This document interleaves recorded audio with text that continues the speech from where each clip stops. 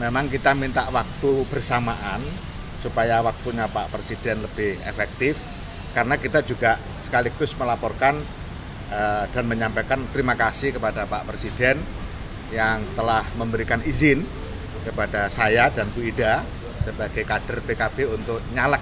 Menteri Desa Abdul Halim Iskandar dan Menteri Ketenagakerjaan Ida Fauziah dipanggil menghadap Presiden Jokowi di Istana Kepresidenan Jakarta Pusat pada Senin 18 Maret 2024. Kedua menteri dari PKB itu melaporkan kinerja mereka, capaian RPJMN hingga urusan pemilihan legislatif 2024. Hal yang lebih mendebarkan dibeberkan Menteri Desa Abdul Halim Iskandar bahwa dalam pertemuan itu Presiden Jokowi menitipkan salam kepada Ketum PKB Muhaimin Iskandar.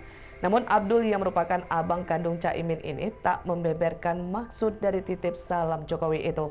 Namun dalam pertemuan tersebut, Abdul mengaku tidak membahas soal hak angket yang rencananya akan diajukan salah satunya dari PKB. Menurutnya, pembahasan bersama Jokowi terkait Pileg dan bukan Pilpres. Ikuti terus berita menarik lainnya. Jangan lupa like dan share seluruh akun Tribun Medan. Itu ke Pak Presiden untuk kegiatan laporan berkala.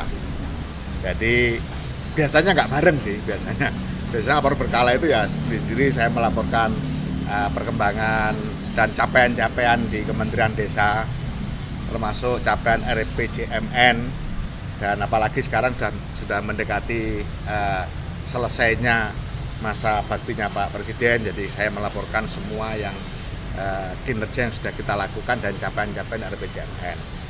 Bu Ida juga melaporkan hal yang sama. Jadi intinya itu sebenarnya soal kita ke Pak Presiden, yang kebetulan memang kita minta waktu bersamaan supaya waktunya Pak Presiden lebih efektif, karena kita juga sekaligus melaporkan dan menyampaikan terima kasih kepada Pak Presiden yang telah memberikan izin kepada saya dan Bu Ida sebagai kader PKB untuk nyalek kemarin, dan kita memang secara tertulis mohon izin waktu itu. Nah, kita sekarang melaporkan, alhamdulillah Bu Ida mendapatkan prestasi yang luar biasa, terpilih sebagai anggota DPR RI dari Dapil DKI. Itu yang luar biasa di situ. Makanya ini juga kita laporkan ke Pak Presiden. Kalau saya sih tidak berprestasi, karena saya dapil biasa, bukan dapil neraka, bukan juga dapil surga sebenarnya, tapi itu. Nah, sekaligus juga tadi kita melaporkan ke Pak Presiden karena memang urus tadi laporan terkait dengan Pileg, akhirnya kita juga melaporkan terkait dengan perolehan suara PKB secara nasional.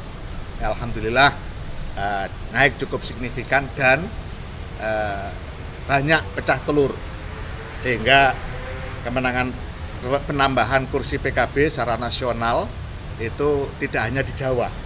Kita pecah telur di Sumatera Barat, kita pecah telur di DKI 1 dan DKI 2 pecah telur, kita pecah telur di NTB 1. Kemarin kita NTB cuma 1 dapil, sekarang 2 dapil kita PKB dapat.